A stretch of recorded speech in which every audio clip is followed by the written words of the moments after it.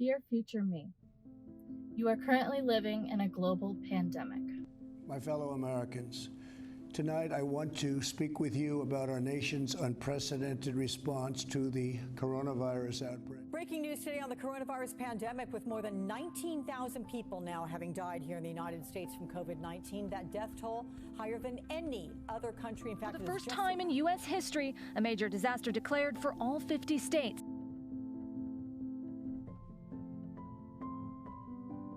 This disease, which originated in Wuhan City, China, causes respiratory illness with symptoms such as cough, fever, and difficulty breathing. The disease has spread rapidly, resulting in over 1 million confirmed cases worldwide. You knew about the disease affecting China. You even did a talk show on it right before leaving for spring break. Affected. People are just avoiding these common areas because they're afraid of consuming the virus. It seemed like a distant thing, like it would never affect you in any way. However, on March 11th, 2020, you got an email from President Reevely stating campus will be on temporary lockdown for a week. You were ecstatic. You and your friends rejoiced at the thought of having no classes for a week. How are we feeling? Solid. Cheers, Corona. Little did you know, that week would turn into a month, which would turn into full lockdown for the rest of this semester. Your last semester at Longwood University. It still hadn't hit yet, the severity of this illness. You were more focused on losing your senior year. When will I see my friends again? Why me? Will we have graduation? The governor of Virginia, Ralph Northam, then came out with a temporary stay-at-home order. That's right, Brittany. This is certainly an aggressive move by the governor, and it is a change of heart. On Friday, he said a stay-at-home order wasn't necessary, but over the weekend, he says it became very clear some people just aren't listening.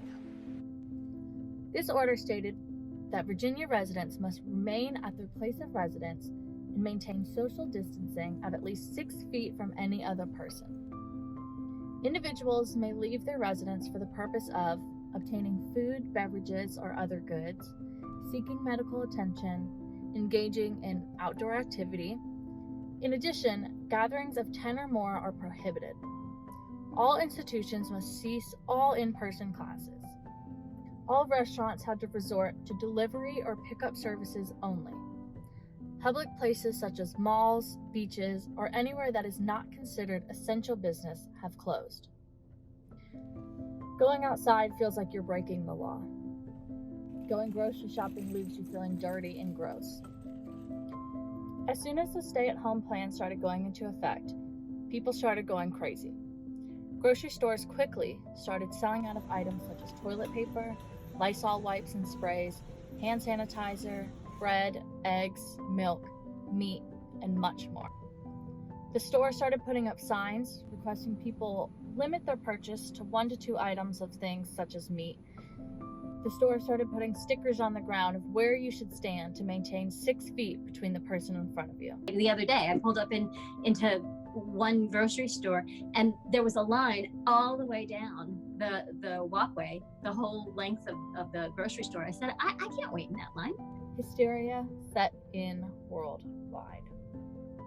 When all this went down, you were in Farmville, Virginia.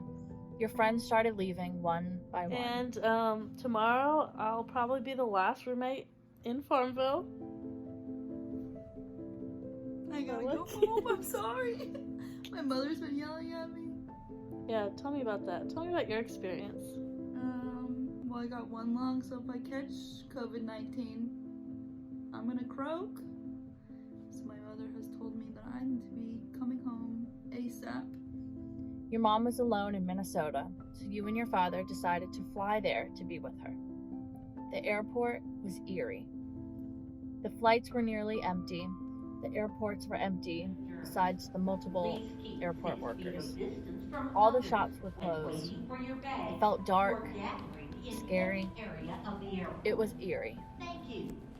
Essential workers such as nurses, doctors, EMTs, firefighters, police officers, pharmacists, airport workers, food and agriculture workers, bank employees, and many more are still required to go to work daily. Nurses and doctors are being run down with patients, putting their lives at risk every day. A triage nurse outside of the building, taking everyone's temperatures, and we have like a set list of questions that we have to ask about recent travel, fever, cough, congestion, that kind of stuff. It's changed a lot.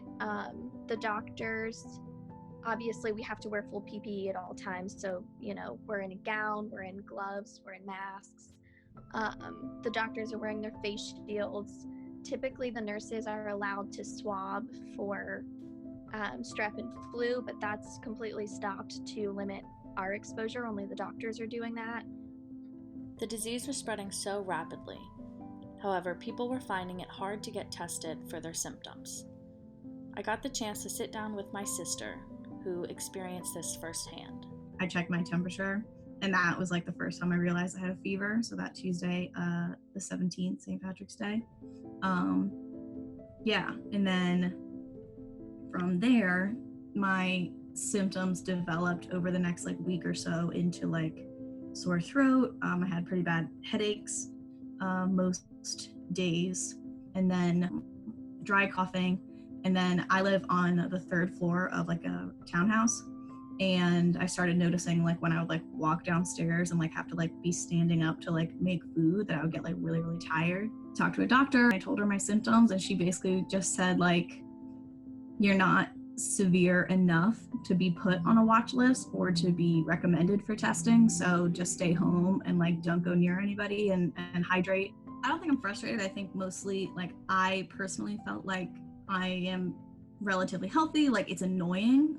I have been annoyed, and it was a little freaky with the shortness of breath time period of it, the chest pains and stuff.